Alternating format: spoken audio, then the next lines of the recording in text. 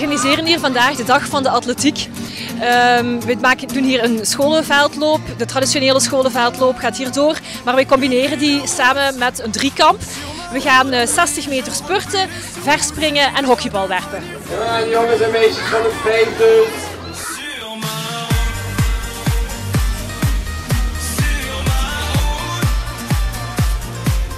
Het is voor alle leerlingen van de Hasseltse basisscholen. Wij verwelkomen hier vandaag het derde, vierde, vijfde en zesde leerjaar.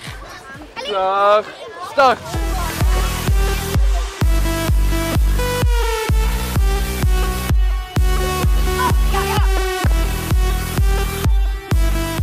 Wij organiseren dit in samenwerking met SVS, de Stichting voor de Vlaamse Scholen. En willen wij deze dag eigenlijk voor de scholen aanbieden als een sportactiviteit voor alle leerlingen.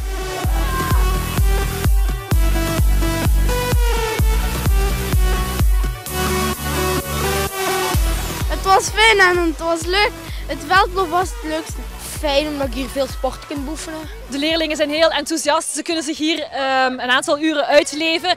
En ik denk wel dat wij hier een aantal disciplines en sporten organiseren, zodat er voor iedereen wel wat leuks bij is. Hier is Usain Bolt. 7,95.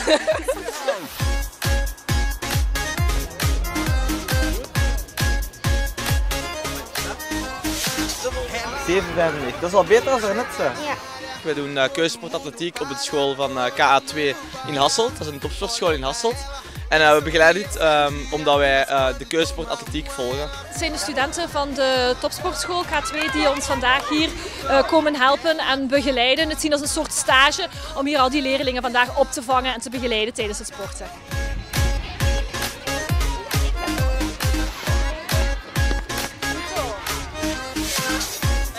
Alle uitslagen worden genoteerd en worden achteraf ook netjes gepubliceerd. Voor de scholenveldloop zetten we wel een podium op. De eerste 3 komen op het schavotje te staan en krijgen van ons ook een prijsje mee.